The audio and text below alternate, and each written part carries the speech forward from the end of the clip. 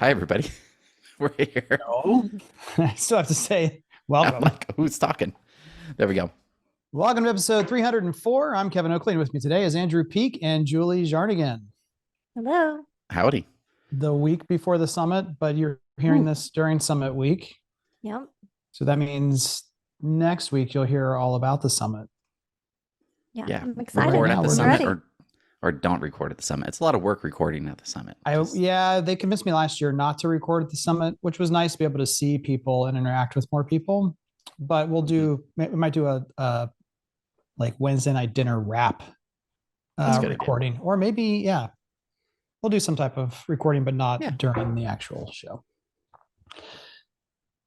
But just heads up, this episode will be shorter because of the summit. And also, it's just my nature. I drank more coffee to try to help it. But when I know I'm about to be physically stretched and tired, I tend to hoard energy in preparation. So like I could understand that. Yeah. go to bed earlier. I try not to just pull it in a little bit. So maybe a few less sound effects, a little less silliness. I know people have gotten used to now 2 episodes in a row of caffeinated Kevin. So this one's just gonna be a little more chill. Low key, Kevin. We'll be Controlled back. Kevin. We'll be Yeah, back. you only have so much energy in a day, right? You can only give so much, or a week, whatever it is. And yeah, I think my mind's like, all right, well, summit is here soon. But that's not true for your wife or my brain is. wife. So I don't know. That's Right? true. I need to make sure she's set up with everything. Uber Eats every day. All right, let's get into story time.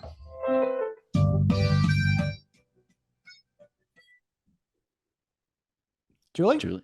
Yeah. Okay. But I'm hoping this is a fully formed thought because this is like a new thing that has been rattling in my brain for the couple of days because of a few different conversations I've had. But it seems like with our builders, we talk a lot about problem solving and struggling communities. And I talk about it in my book, like be a problem solver with your content. It's in my talk. But then I've also recently had conversations to take it to the next level, instead of just being a problem solver and reacting to when things are going wrong and bad, and that's marketing's job, like nothing's selling, marketing needs to fix it. It's like, how do we get out ahead of that? How do we see it? And so that's what I've been thinking. And I think what is the hard part is that it's not just the analytics and it's not just talking down in the field. It's this weird nuance of all of it combined. It's looking at the numbers and looking at the ads and talking to on-site and consumer sentiment. And that's where the real challenge comes in, that it's hard to wrap your arms around. So I'm hoping y'all have some thoughts because I don't have like an answer to this, but this has been, this has been in the thing in my brain is how do we get beyond just we're reacting to whatever problem people have to we're the ones who see it coming, have our eyes on it, and can come to the table with, we see this, here's how we're going to head it off. So this is the whole episode, Man, huh? This could be it. How much time do we have? I'm feeling my energy level peak up. I love this Good. question. Kevin, you want to go first? Thoughts? Want me to go? No, you go first. Yeah. Okay, cool. So I'll take it from I think my perspective is how I function and then also how I could see the rest of the team doing these things. And I'm already seeing like, all right, where will it fail? How can it succeed? But more so like, what do we need to do to set up our team if they're to be more proactive, which could be relatable to the builders. One, I think they need dedicated time to thinking about the future. Like if they're already slammed and they don't even have time to be even caught up with the current, adding this to their plate, like it's you're just treading like, water, so you don't have time to do anything but tread water. It's like, thanks, something I can't do again. Cool, this is a lot of fun. So just making sure they have time for that, but also they might not have time for that now because they're not thinking about the future enough, and that's making them be slower, and they have to be more reactive. Being reactionary could take twice as long as just like looking towards the future and being better prepared. So that's a conundrum in itself. So more time. 2, the next one would be really getting into analytics and kind of forecasting, like what would be success. There's this book I think I've talked about like 20, 30 times, Predictable Revenue, where essentially it's for a company like builders would be really tough, but say software as a service, let's say it was HubSpot or Lasso. Each person along the sales funnel or the pipeline has like a dollar amount assigned to themselves. So like we have leads coming in, those are worth XYZ. and their threshold needs to be $20 million in potential future revenue, right? Then the next person who's actually closing the deal, theirs needs to be 5 million. If it ever gets beneath these thresholds, they need to then, get an action and do something about it. So on the marketing side, like, all right, if page views for our communities or user count for our communities ever get beneath whatever number, 800 or 1,000 per month, then we need to do something about it before we're even told to fix something. But we don't want to spend money on a community that doesn't need help. So then we also need to have the context of, well, how many home sites are left? Are we about to close out in a few months? X, Y, Z, so we're not just wasting money. So I think those two things combined could really be a kind of a quick and easy start. Just pick a number based off of historical averages, say the past 3 months, of like, all right, we need at least 1,000 users per month per community. And if we're not hitting that, then we just need to try to do what we can to hit that, adjust the budget, then make sure we have time dedicated to think about these things. That's not at the end of the week. Like, it's Monday morning, it's Monday afternoon, it's Tuesday morning. Wait till Friday, like, I'll do it Monday. Then you'll do it the next Friday. And you'll go, I'll wait till next Monday. Then it never gets done. That's it. I'm done. Yeah, I agree with pretty much all of that. The only thing, for clarity's sake, because I don't want people to hear, is the number of page visits or sessions or users that a community page gets is irrelevant as a function of whether there's enough or not. It's out of context of where are we at in sales and appointments. So if your conversion rates are great, you might only need 350 users to visit a month. So we use that 1,000 number, round number, as a general rule for something that's struggling, but every community shouldn't need that. In fact, most won't, in order to be successful, as long as conditions are okay. I just jotted down real quick. The first thing is the macro level, and that's the highest level you can think of, which to me is outside of your individual company, outside of even your individual geographic area that you serve. What is a typical housing market cycle? And again, typical is a word we haven't been able to use for a while, but we still know, and this is my point when I say that someone who's their first year in the business and in the role of marketing, they're almost always going to be reactive for an entire year. But the first time that you realize that there is this cyclical nature, if no one's taught you or shown you, you should be able to think into the future and predict what the fourth quarter is going to look like. Not to specifics, but you know that it's going to be lower. It just is.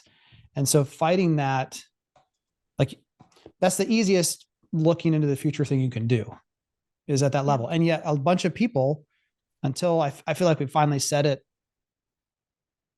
3,700 times, where the majority of the people we work with now, they're all, when we bring this up again on our calls, they're like, yep, I've already been telling the sales managers and the sales team, like, get ready. In fact, my last call I just came from, she said, yeah, I just told everyone, just know that all of the sales you need to get from now until the end of the year are in your system. And it wasn't like we're going to stop trying, but we're not going to be held to the standard of getting all of the new people necessary, because there's still all these other people that are in the system. And that's been a common theme, by the way, of really high appointment counts or high enough appointment counts. And they're like, well, we hit our sales goal last month, but you look and you're like, but you only converted 8% of your appointments. So where did those other people go? And it's kind of universal. 95% of people say, I don't really know. And that's not just marketers. That's people who are head of sales as well. Like, oh, that's a good point. We should go back and look at those people. So I think if you start at the macro level, you'll be less likely. It's just a good place to start. And even outside of, in non-typical years, there's still something to it. Then you get to your own builder level, and there will be individual cycles within your own builder culture, the company you work for. And I'll give you some examples of these, but you have to find them out for yourself and start to codify them in your own understanding. Just talk to a owner of a home building and development company, and they have a lot of communities that are in closeout mode. and they have one new community that's just opened, and they have a couple of infill projects that are pretty small. But if you've been around the industry or that company for a while, you would expect and predict that if the 85% of your communities are in closeout mode, I mean, there's just a handful left, and you've got one that's just brand new starting up, the amenity's not in, and only one product type is there. Yeah. You should, within year 1 to 3 of your career, be able to be picking up on those things and be like, this is going to be a rough patch. It's going to be a rough patch because I can get people's attention all day long, but the product is not in the best light. It can't be showcased as efficiently, effectively. Even saying that, you'd be right to disagree with me, because it's not like what's left has to be what's worse. It just typically is, because it's been mismanaged. But those 4 home sites that haven't sold in the last 5 years in the master plan, there's probably a reason. There's something wrong with it, maybe. And then trying to, in a master plan, if you're not rolling out multiple product lines at multiple pricing and having multiple, like this is a master plan where it's just one builder, only one of 6 products is currently available. Like it's going to be a slower. So I guess what I'm saying about builder, it's understanding like, what does your typical community pacing look like? And that's the first one I could like identify. If you should be able to know, and that's how you figure out with the pre-sale without fail process, like how hard am I going at the beginning? How hard do you typically go? If your typical community launch is no big deal and it kind of goes smoothly enough and everyone's happy and great. If you're trying to get different results, or that the last 4 launches went terrible, maybe you should try a different, like that would be proactive. Like, hey, maybe we should try something different. Yeah. But you have to know what the proper expectations are. It can't be something pulled out of the sky. Right.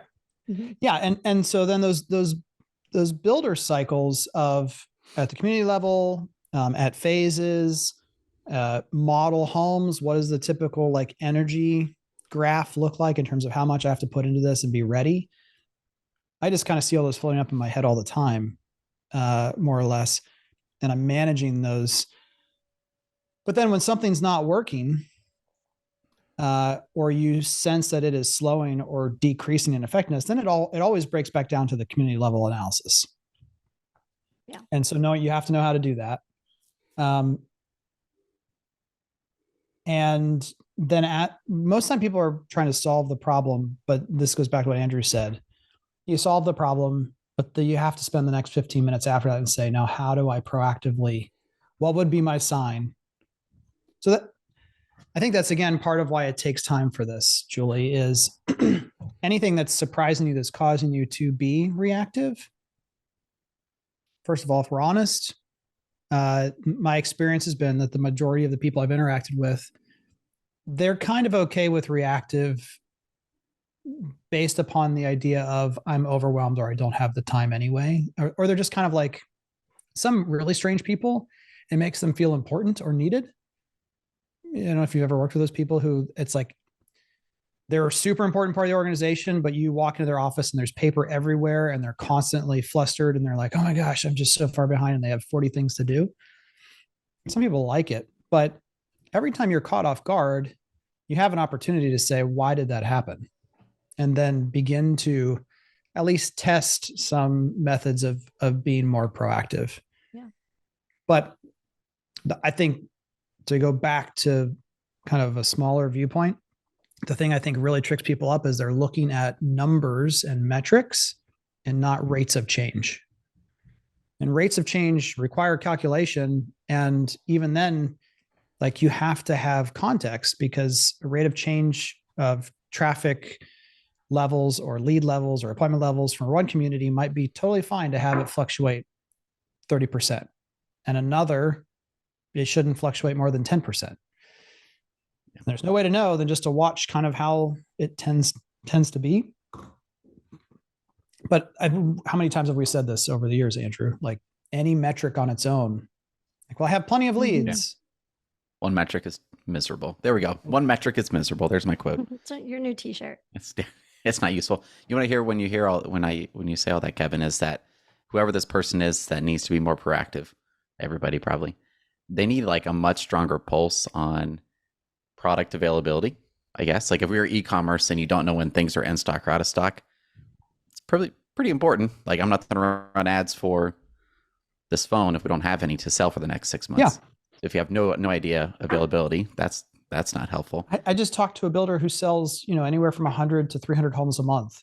And only one person in their entire marketing team has access to sales month to date. Yeah. Like, what are we doing then? It's really hard. You're working in a vacuum of things that you think are important, but there's no way to connect it to sales and revenue. I mean, that's just really hard.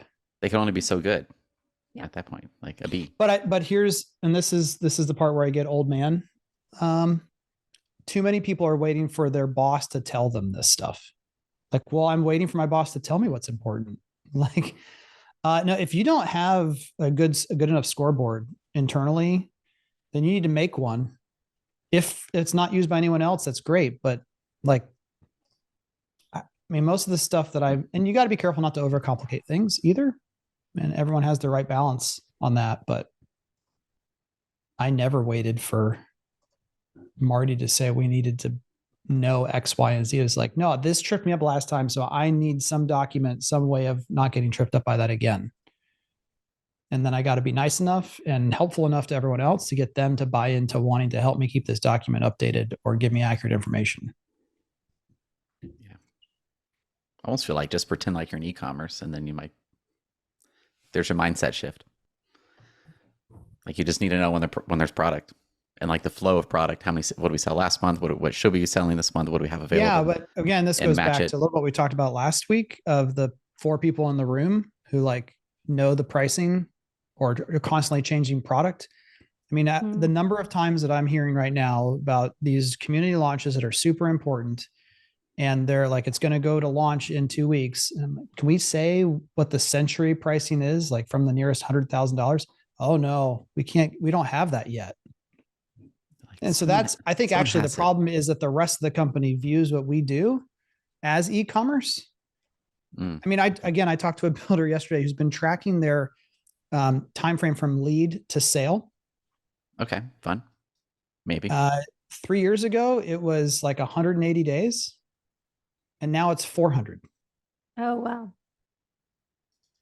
Now there's reasons why.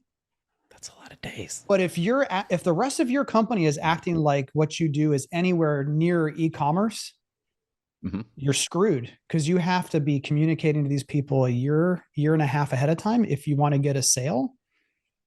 And so that's where people are like, well, I don't want to put it on the website yet. Well, I mean, and there was this time where people were moving faster, but now people are moving slower. But we don't want to put anything on the website now because we haven't done that for a while, or we don't have final pricing yet, or, and it's like, the rest of the company has to understand there's a critical process and we need time. And I keep using the silly example of if Disney wanted to make a new Marvel movie every day, they could spend $1 trillion, but it's not going to happen in a day. Like no amount of money will overcome a lack of time.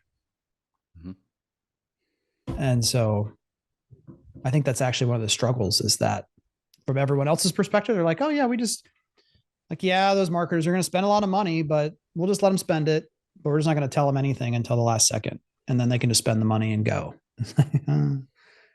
Nope. Still need time. That's a fun question, Julie. Andrew, what do you got? Ooh, I don't know if I really have anything this week. So to keep it shorter, no story time for me this week. I'll definitely have one after the summit, like for sure. We don't know if we can share all those stories, but you'll have stories. That's true. What happens at the summit stays at the summit. I guess. Yeah, I will. I am going to try to, for at least a couple of the sessions, get a recording from the soundboard that's as high as quality as we can. And we'll see if we can turn some of them into episodes of the podcast a couple weeks after people, because there's a couple sessions in particular that I think will just be good for the whole, as many people as possible to hear.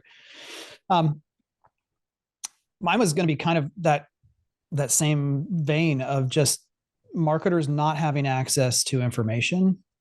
And or decisions being made by sales management. This, again, I already know there's this kind of like friction between sales and marketing that occurs in any down market where everyone starts to kind of point at each other. But I was on with a builder yesterday who had a particular neighborhood that was struggling.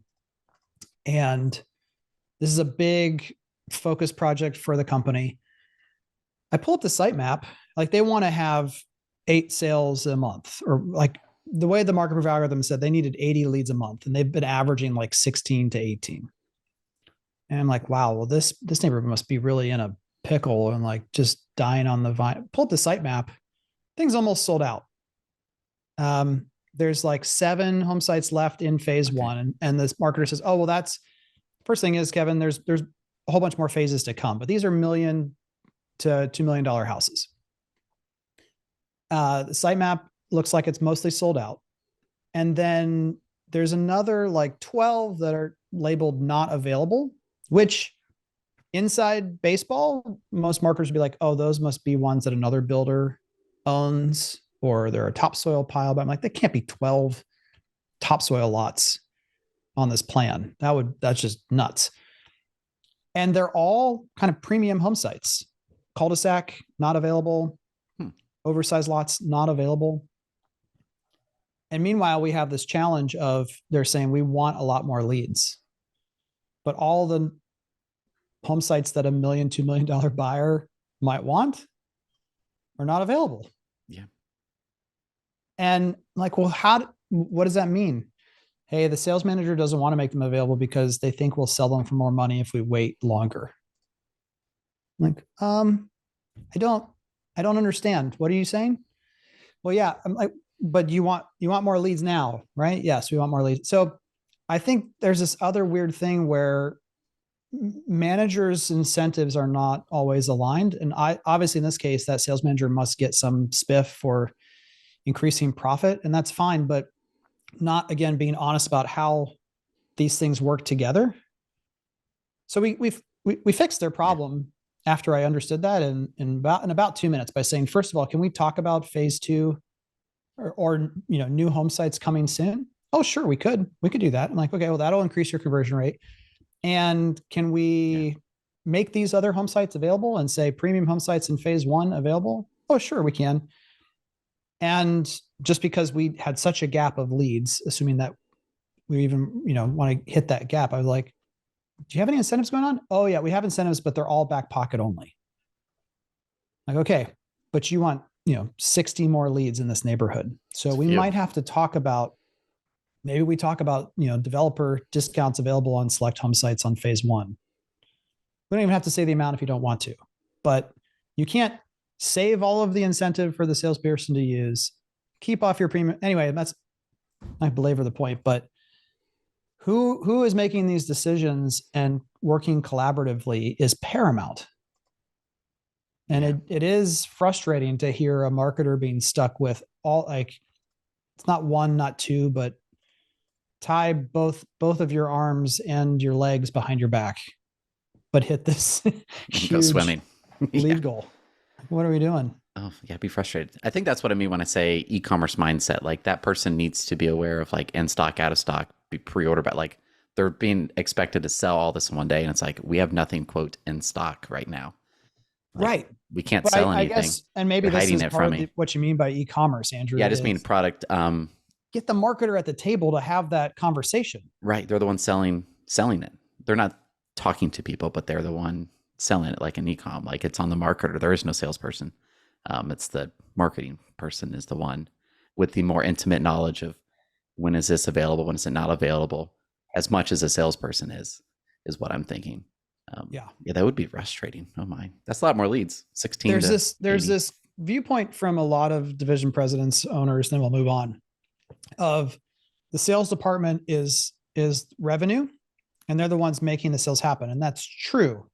But when you're thinking through strategic questions, it is a little bit of like, and this is too extreme of a word. I just don't know what else to use. And for the sake of, I don't want Olivia to have to edit out me thinking for 10 minutes. It's like letting the wolf in the hen house a little bit. Mm-hmm. You're asking the opinion of someone who is paid via commission. And so there is an incentive aligned there, but also it's misaligned.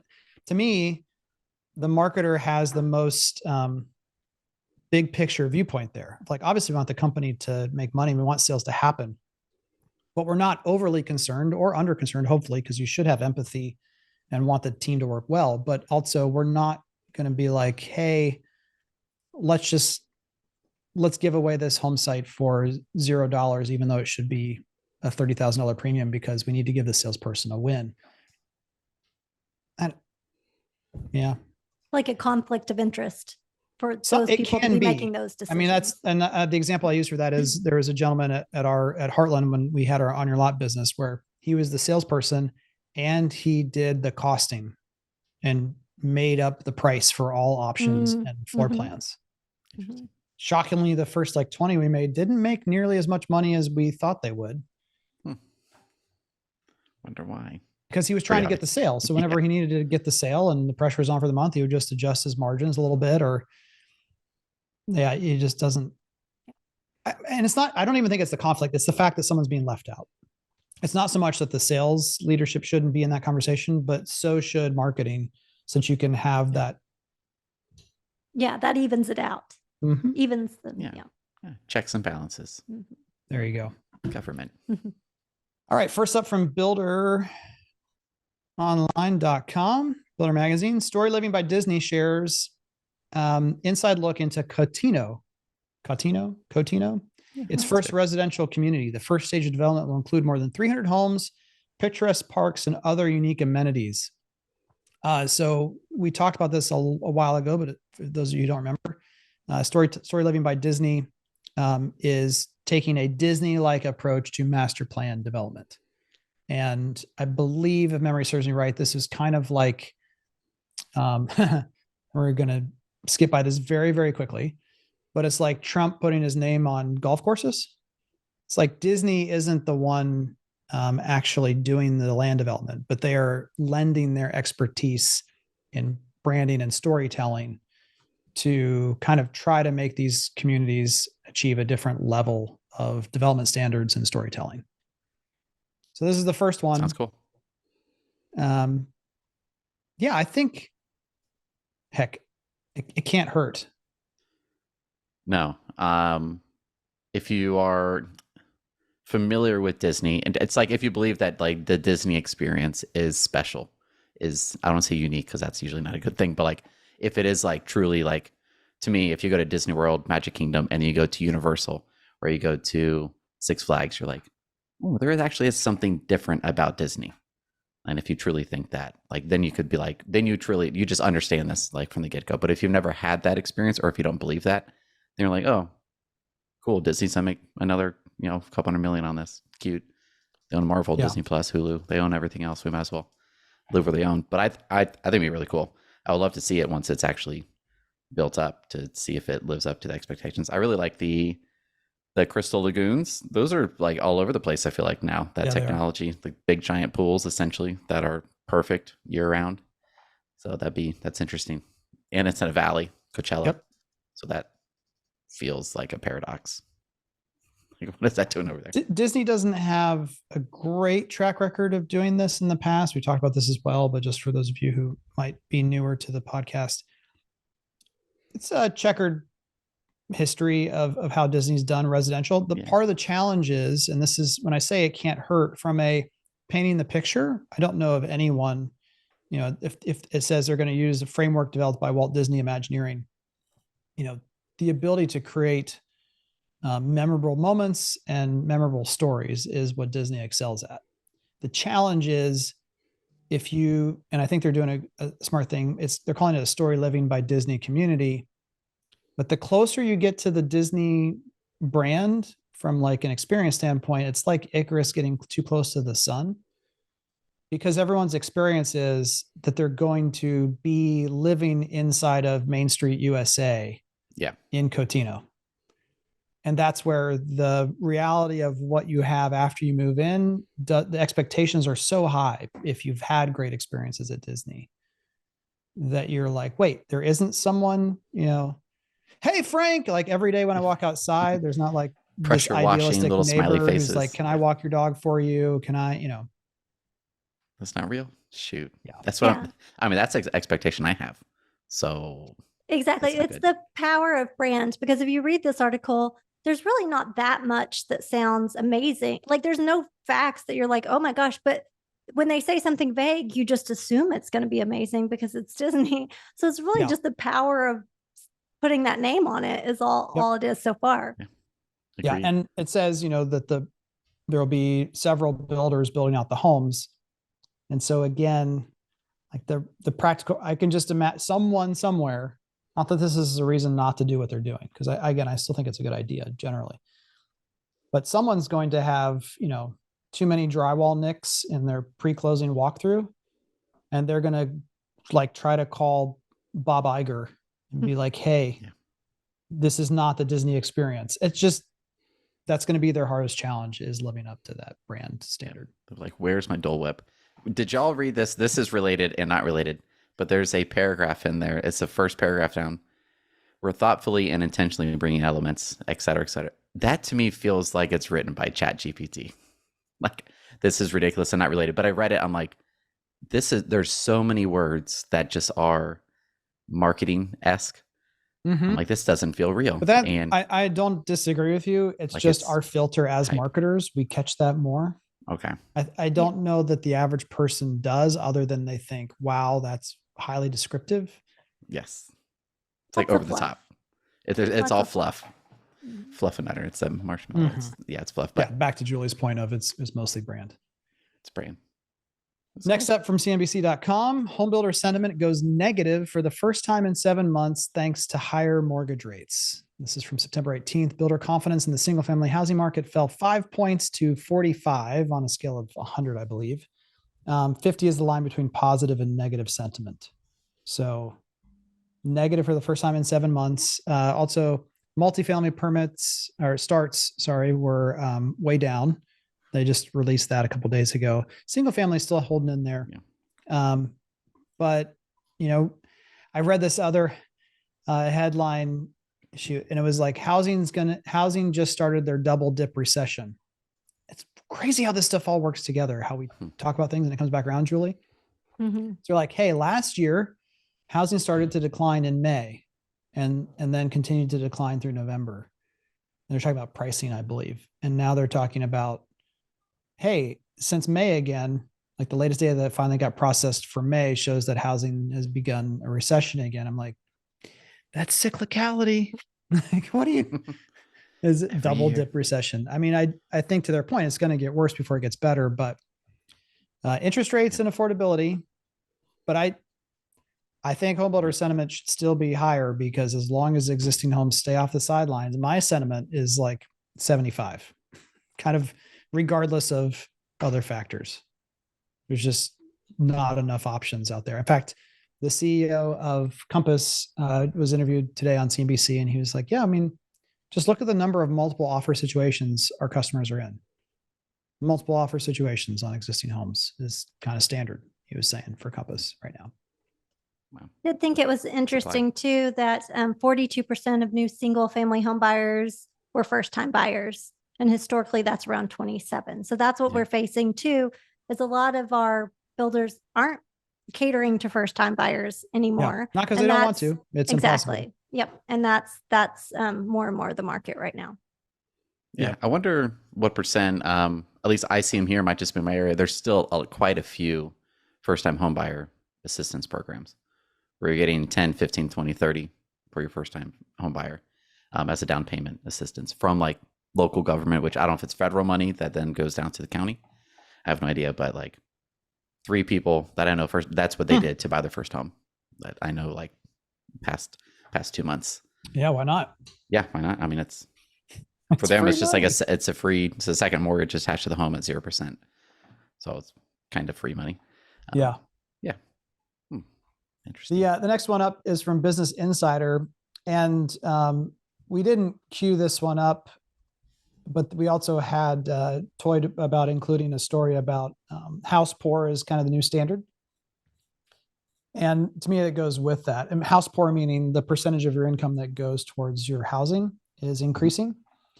But from Insider, more than a third of Gen Z workers work both a full-time job and a side hustle, and many still don't feel financially secure. To which again, the old man in me says, spend less. Have you all seen the video that's gone viral about like shopping for a house in the 90s? I don't think so. Maybe it's the 80s, but it shows a real estate agent and people walk in and they're like talking about the floor plan and kind of the idiosyncrasies of homes that built in that time frame. And you got the spindles by the entryway, Oh, yeah. the Yeah. like half wall spindle thing. I think so. I promise you, if you showed that video and told most Gen Z and younger folks that they could afford to live there, they would be like, yeah, no thanks. So part of this is the problem of, and I'm coming at this again as someone who travels around the world to third world places, of like standards just keep getting higher for what is acceptable. Definitely. Like I don't want to live somewhere that I wouldn't invite my friends over to, and this place is not cool enough. Or let's just take all that old manism and push it aside, though, because at the same point, because of costs and financing, it's also true that like if you're driving anywhere right now with gas prices, like on the West Coast, I think $6-7 a gallon in places I've heard. So if you're driving places and you have to go back to the office to work and you want to live somewhere, like I get it. They don't feel financially secure. Yeah. I want to know, and I think this is what I do every article. I'm like, well, what do they mean by side hustle? What's the threshold for side hustle? Question, Is this like they've Ubered once in the past month because they're bored and they wanted to like, well, what if I could make $100 on a Friday night? I have nothing to do. Now they have a side hustle, or they like, I make X amount per year, but I actually need another $1,500 per month. Like not even want, but they need that $1,500 to get by. That's different to me than like, let me just try to get some money. Do I sell something on Etsy Pokemon because cards. it's my hobby and it's also making me a little money? Like there's very different reasons for side hustle that may have nothing to do with your mortgage. Yeah. I mean, there's no shortage of side hustles you could do to make real cash. But I think what I'm hearing you both say is the side hustle kind of like a convenient enough thing to just spend a little time, or just something you enjoy? Yeah. Is it a pet project, or do you need the money to pay your bills? Or is it, but Ubering on the weekends for 6 hours every day? Yeah. That's a part-time, like that's like sounds like a necessary. Or if you do it because you just want to, like you're opting in to do that side hustle. Yeah. To get ahead or to save up. But yeah, I mean, I sound pessimistic a little bit. I feel like I'm if you want to make real money, like simple as usertesting.com, you can get paid anywhere from $5 to $50 to use a website and tell people your feedback. And you could do potentially 5-6 of those in an hour, easy. It's not fun necessarily.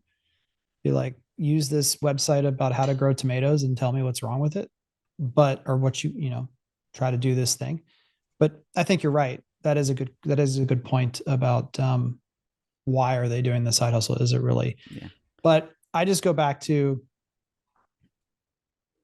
like Vuori pants. You all familiar? Vuori. I don't even know if I'm saying that properly. I'm Googling it. Vuori, I think is how you spell it. They're like jogger sweatpant things. Okay. Like performance. I don't know. It's like Lulu-esque. Lulu-esque. I mean, I had someone who they make less than $30,000 a year. Okay. And they're like, oh yeah, I own like 8 pairs of these pants. And the men's pants are $128. Yeah. So like, I think that's where the like just control your spending part. Yeah. Like probably all of this is true. I was the kid anyway in school who wore the Levi's knockoff brand, like not even Levi's, and everyone else like. Yeah. I didn't buy my first pair of fancy jeans until I was like 33 years old. Fancy jeans. Crossed my mind to pay. I still don't like $30. I still don't like the fancy jeans. Yeah. Well, there you have it. Anyway, the connection here to home building, if you're not picking up what we're putting down, is that affordability. It's not just people who are actively looking for homes, but it's like in the consciousness of most people of how am I going to become financially secure. And so here's the flip side of this. Hey, Gen Z, you want to get financially secure? And this is trite and easy for me to say. You probably should become house poor. Like having a house would long term be number one or number two most important thing in terms of your long term financial stability. Yeah. If I would have any regret with my home purchases is that I did not. Now hindsight's 2020. So I could have been wrong, but like our first house, we were not house poor. The mortgage was mortgage with insurance and tax, out the door was 11 something, $1,100. We Right. could have been like 14, 15. And I'm like, man, and we made whatever, it was from 2014 Yeah. to 2018. We did really well. It helped us it made us be able to afford this home that we're in currently. But we could have been a whole lot better if I would have spent another 50,000 in our current house. I'm like, man, if we would have gone up a little bit, Mm-hmm.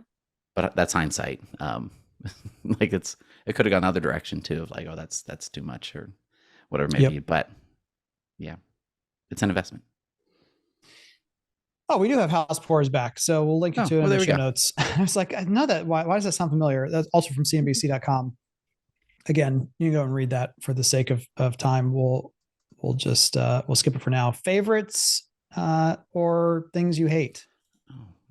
Yeah, I went today and bought some fake airborne for Summit because I was so sick at Builder Show, so sick, and I'm determined not to be sick this time. So hopefully this is my favorite if it works and I don't get sick. So that's my goal. Nice. I literally had my favorite when we first started. I'm like, this is my new favorite. I have no idea what I said. Oh goodness. The Barbie movie. That's my new favorite. We finally watched the Barbie movie. Which if you're listening, you're like, is he trolling us right now? I know there was like some grumpiness about it. Whatever. I tend to just ignore any of that because I don't listen to the news. Because you could say one thing, you could be like, you're such a nice person. Or it could be said like, you're such a nice person. You could say it different ways and like you perceive it differently, how it's said. So I usually just read the news if I read anything. But I'm like, I thought they, message aside, all the little things they did creating it, I'm like, oh, this is really fun. Like to me, my interpretation of it was a lot of scenes were acted out in the way they were done, as if I have 3 kiddos, as if like my daughter was playing with her Barbies in her room, like how she'll sing the same song for 25 minutes if she's messing with them. And there's scenes in the movie where like, this is never ending. Are you kidding me? Like it's still going. Or like Weird Barbie. If you've seen Weird Barbie, I'm like, oh, this is kind of cool. And then there's like the whole like intent of the movie was interesting. So I thought it was done well, even if you have whatever challenges with it. I'm just glad someone brought a movie because I don't know that anyone's been brave enough to bring a movie out as their favorite. So I like it. It's my favorite this week. Next week, who knows? I enjoyed it. So if you haven't seen it, I think it's worth watching. I haven't seen it yet. Oh, Julie, go see it. Watch it on the plane. There we go. On the way to Summit. Yeah. My favorite is a person this week, Lance Lambert. On X or LinkedIn. You should follow him. And I know more people have, as I've shared a lot of his stuff on my channel. He's Fortune Magazine's real estate editor, and he just started showing up in my feeds about a year or so ago. So I don't know how long he's been there or in that particular role, but he's from Cincinnati, Ohio. That doesn't hurt in terms of getting on my favorites list. But also he's just very fair and balanced and seems a lot of economists or folks tracking real estate who are not in home building are kind of like, yeah, whatever. But he's very locked in and interested in how home building is connected and working with the broader real estate market. Just a really, really good guy. So if you want to have a new voice to listen to, go find Lance Lambert from Fortune Magazine. And I'll add to it. One thing I don't like about X or Twitter is I sometimes feel like it's a fight for like who has the most clever or witty comment that will go viral or get the attention. I never really feel that way with him, even when he's trying to be funny or have some type of meme. Like the way he communicates, I don't know how he does it, what skill set this is to like know the right word to use that won't evoke the wrong emotion or the wrong intent. So I've followed him for. I feel like you can almost just follow him. He's primarily a writer. He writes things for Fortune, And a lot of times people who put things out on social channels don't really interact, but he really does use the platforms correctly in that he's posting, I don't know, sometimes 15 times a day, different news insights that he's found, but he will engage and answer questions. And someone will be like, hey, that's a cool chart, but do you have it for California? And he's like, yeah, here you go. Like he's just Coming right up. super nice guy, super nice guy, Give him a follow. and connected. All right, that'll do it for this week. Heading to Dallas. Woo. Bags are packed. I dropped off my dry cleaning today. I haven't dry cleaned anything in like 7 years. Yeah. And I was like, it's time before we They're go. probably like, see you next year, I think. Because I only wear Once a year. suits 2-3 times a year. But That's we good. decided to clean them all, get them done. There you It'd be go. nice Ready and to go. shiny for the summit. It's awesome. All right, everyone. there. We'll see you next week. All right. See y'all. Bye.